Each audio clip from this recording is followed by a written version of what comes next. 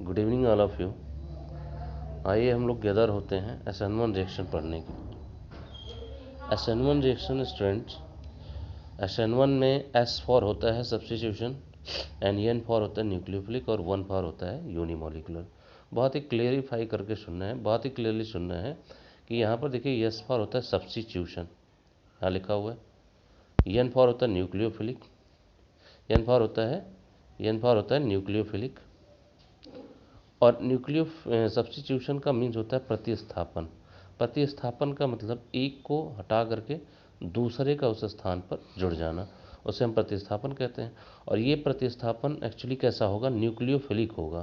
तो dear student, nucleophilic का मतलब है जो हटाने वाला ग्रुप होगा उस पर क्या होगा, उस पर नेगेटिव चार्ज होगा।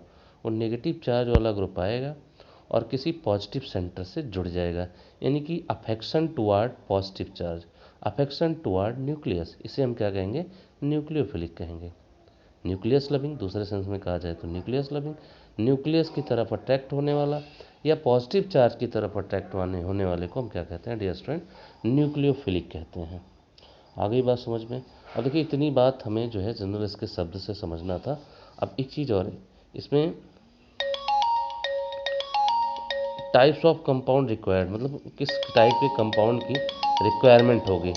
तो इसके लिए टाइप्स ऑफ कंपाउंड क्या होगा, टाइप्स ऑफ कंपाउंड क्या होगा, कंपाउंड क्या होगा। तो डियर स्टूडेंट, हमें इस टाइप की रिएक्शन को प्रोसीड कराने के लिए हमें किस टाइप के कंपाउंड, तो हमको ऑप्टिकली एक्टिव कंपाउंड चाहिए। किस टाइप का कंपाउंड चाहिए हमें इस टाइप के रिएक्शन को परफॉर्म कराने के लिए ऑप्टिकली एक्टिव कंपाउंड की ज़रूरत होती है, ऑप्टिकली एक्टिव कंपाउंड की। अब ये कौन से कंपाउंड होते हैं, ऑप्टिकली एक्टिव कंपाउंड से कौन होते हैं, इसको हम कह सकते हैं कि हमें किस टाइप का चाहिए, हमें कायरल कार्बन चाहिए।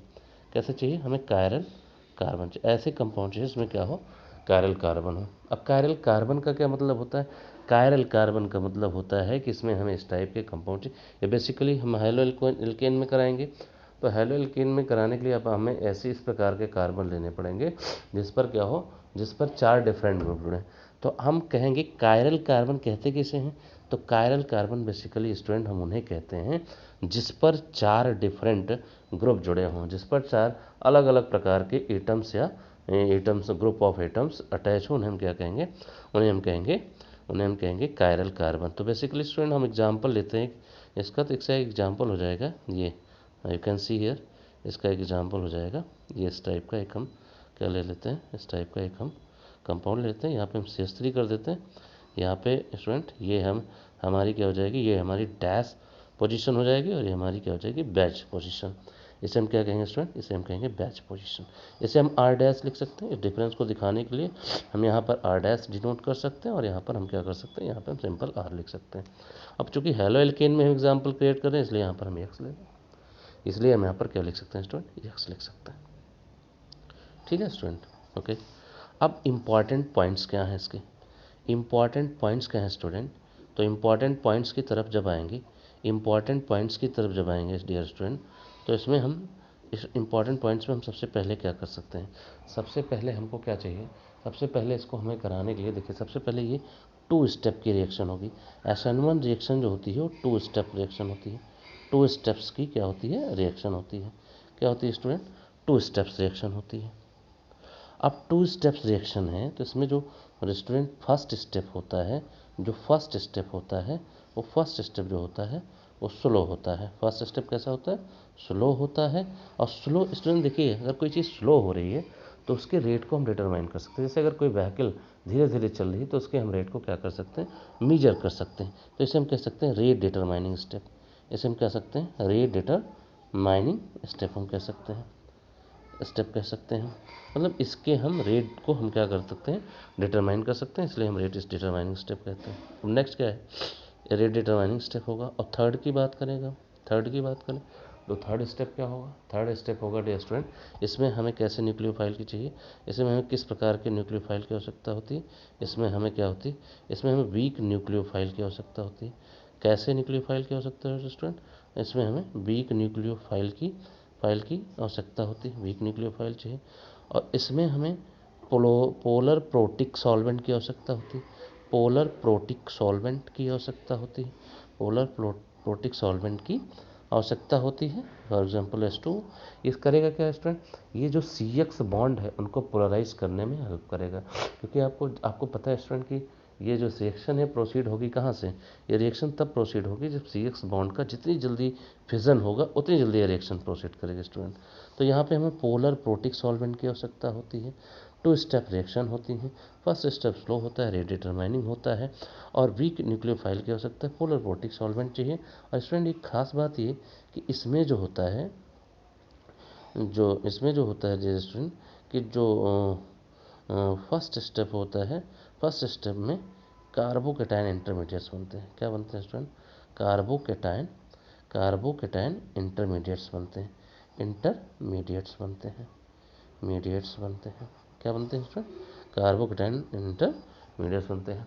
अब कार्बोकेटाइन इंटरमीडिएट्स किसे कहते हैं, कार्बोकेटाइन किसे कहते हैं, डियर स्टूडेंट थोड़ा सा हम यही समझ लेते हैं कि कार्बोकेटाइन का मतलब होता है ऐसे ऑर्गेनिक स्पीसीज जिन पे प्लस चार्ज होते हैं, जिन पर क्या होते हैं, प्लस चार्ज होते हैं, उन्हें हम क्या कहते हैं, उन्हें हम कहते हैं कार्बोकेटाइन।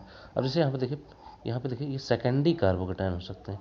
क्यों, क्योंकि यहाँ से 2 एल्किल ग्रुप जुड़े हुए हैं, एक आपका ये है, ये वाला, ये एक आपका ये है, और दूसरा वाला आपका ये है, ये 2 मेथल ग्रुप जुड़े हुए हैं, 2 एल्किल ग्रुप मान लेते हैं। अब 2 एल्किल ग्रुप जैसे हम कहेंगे सेकेंडरी कार्बोकेटाइन कहेंगे। अब डियर स्टूडेंट जब सेकेंडरी कार्बोकेटाइन यहाँ से हो गया, तो सेकेंडरी कार्बोकेटाइन के बाद जो रिएक्शन प्रोसेस करती हैं वो अब सेकेंड स्टेप में क्या फैक्ट्स होंगे उसके, तो इस स्टेप में जो जो न्यूक्लियोफाइल होगा, न्यूक्लियोफाइल जो है अटैक करेगा कहाँ पर, कार्बोकेटाइन कार्बन पर, जो पॉजिटिव सेंटर है कार्बोकेटाइन का उस पर वो अटैक करेगा। तो ये जो सेकंड स्टेप होगा, स्टेप सेकंड जो होगा डियर स्टूडेंट, स्टेप सेकंड जो होगा ये फास्ट होगा। ये कैसा होगा, फास्ट स्टेप होगा। मतलब फर्स्ट स्टेप स्लो होगा और सेकंड स्टेप फास्ट होगा। और अगर स्टूडेंट फास्ट होगा ये, तो इसके हम रेट को डिटरमाइन नहीं कर सकते हैं, तो ये रेट डिटरमाइनिंग स्टेप नहीं होगा। सेकंड स्टेप जो होगा वो रेट डिटरमाइनिंग स्टेप नहीं होगा, मतलब उसके हम वेग को मेज़र नहीं कर सकते, वो इतना ज़्यादा फास्ट होगा कि उसके हम वेग को मेज़र नहीं कर सकते। और स्टूडेंट ऐसा होता है कि इसमें जो है सेकंड स्टेप में इसमें रेसमिक मिक्सचर बनते हैं, रेसमिक मिक्सचर बनते हैं। क्या बनता है, रेसमिक मिक्सचर बनता है। डियर स्टूडेंट क्या बनता है, रेसमिक मिक्सचर बनता है। अब डियर स्टूडेंट रेसमिक मिक्सचर होता क्या है, देखिए रेसमिक मिक्सचर क्या होता है कि इसमें एक कंपाउंड होता है जिसके 2 फॉर्म एग्जिस्ट करते हैं, एक रिटेंशन एक इन्वर्जन। एक रिटेंशन एग्जिस्ट करता है, दूसरा इन्वर्जन। या हम कह सकें कि एक डी फॉर्म होता है, दूसरा कैसा होता है, एल फॉर्म होता है। मतलब एक जो होता है पीपीएलओ को प्लेन ऑफ पोलराइज लाइट को, एक होता है जो प्लेन ऑफ पोलराइज लाइट को इसमें अगर लेफ्ट फॉर्म राइट साइड में घुमा देता है तो दैट इज डेक्स्टर रोटेटरी, और अगर लेफ्ट साइड में घुमा देता है तो दैट इज लीबो रोटेटरी। अच्छा, ये दोनों पॉसिबिलिटीज हैं स्ट्रक्चर की, ये होती कैसे हैं। जैसे आपने लिया हुआ है एक ग्रुप, ये लिया हुआ है आपने, ये लिया हुआ है, और इसमें ये डैश पोजीशन का जो है आर है एल्किल ग्रुप है, और ये जो है वेज पोजीशन का एल्किल ग्रुप है, ये मोटी रेखा से। देखिए इसका मतलब ये होता है, जो ये मोटी रेखा है, मोटी रेखा मतलब जो ऑब्जर्वर है उसकी आँख की दिशा में है, और ये जो डैश लाइन है ये चूँकि ऑब्जर्वर से पीछे दिखाई दे रहा है इसलिए हम डैश लाइन से रिप्रेजेंट करते हैं, और ये प्लेन पर है इसलिए इसको हम ऐसे लिखते हैं। और नेक्स्ट जो है आपका जो यहाँ पर हैलोजन है, यानी कि लीविंग ग्रुप भी कह सकते हैं, इसे लीविंग ग्रुप कह सकते हैं, है ना, इसे हम क्या कह सकते हैं, लीविंग ग्रुप भी हम इसे कह सकते हैं। तो अब होगा ये स्टूडेंट कि यहाँ पर ये लीविंग ग्रुप जो है यहाँ से निकलेगा, यहाँ से लीविंग ग्रुप निकलेगा, और लीविंग ग्रुप निकलेगा तो यहाँ पे स्लाइटली पॉजिटिव, यहाँ पे स्लाइटली नेगेटिव चार्ज आएंगे। अब स्टूडेंट ये वाला जब निकलेगा, ये वाला जब आपका निकल रहा है, ये जो हाइड्रोजन जब निकल जाएगा तो यहाँ से जो बनेगा जो कंपाउंड जो बनेगा उसमें 2 टाइप्स के बनेंगे, कोई न्यूक्लियोफाइल जो उसमें जुड़ेगा। तो एक तो होगा कि ये अपनी ही पोजीशन पे ऐसे ही रिटेन कर जाएं। रिटेन होने का मतलब ये है कि वो रिवर्स अपनी ही पोजीशन को ले लें। मतलब एक होगा ये आपका ये, और ये आर डैश, और यहाँ पर आकर के कोई न्यूक्लियोफाइल जुड़ जाएगा, तो इसे हम कहते हैं रिटेंशन, इसे हम कहते हैं रिटेंशन कॉन्फ़िगरेशन। और इन्वर्जन क्या है स्टूडेंट, अगर ये न्यूक्लियोफाइल बैक साइड से अटैक करता है, अगर फ्रंट साइड से एज ए हैलोजन अटैक करता है तो ये रिटेंशन कॉन्फ़िगरेशन होगा, और अगर ये बैक साइड से अटैक करता है तो डियर स्टूडेंट ये इसकी पोजीशन पीछे हो जाएगी, इसकी स्टूडेंट जस्ट पीछे हो जाएगी। और वो पीछे होगी कैसे, ये यहाँ पर एच हो गया और यहाँ पर सी हो गया और यहाँ पर क्या हो जाएगा, यहाँ पर हो जाएगा आर, जैसे कि आपने देखा हुआ है पहले वाले स्ट्रक्चर में। बस इनकी पोजीशन क्या हो जाएगी, सॉरी इनकी पोजीशन क्या हो जाएगी, बैक पोजीशन में आ जाएंगे, यहाँ पे आर डैश हो गया। अब ये न्यूक्लियोफाइल इधर जोड़ा जाएगा, तो इस स्ट्रक्चर को हम कहेंगे इन्वर्जन कॉन्फ़िगरेशन। इन्वर्जन कॉन्फ़िगरेशन हम आपके सभी डियर स्टूडेंट, हम आपके सभी प्रॉब्लम्स को इसी में सॉल्व कर देंगे, ठीक है। और डियर स्टूडेंट एक और इम्पॉर्टेंट पॉइंट है, ये इन्वर्जन है आपका और ये रिटेंशन है, इन्हीं दोनों को हम कहते हैं रैसमिक मिक्सचर कहते हैं। इन्हें हम क्या कहते हैं स्टूडेंट, रैसमिक मिक्सचर कहते हैं। और ये जो रैसमिक मिक्सचर हैं, ये अगर प्लेन ऑफ पोलराइज्ड लाइट को यानी पीपीएलओ को अगर ये राइट साइड में घुमाते हैं तो हम डी फॉर्म कहेंगे, अगर ये लेफ्ट साइड में घुमाते हैं तो हम एल फॉर्म कहेंगे। और इस तरीके से हम इसे क्या कर सकते हैं स्टूडेंट, समझ सकते हैं।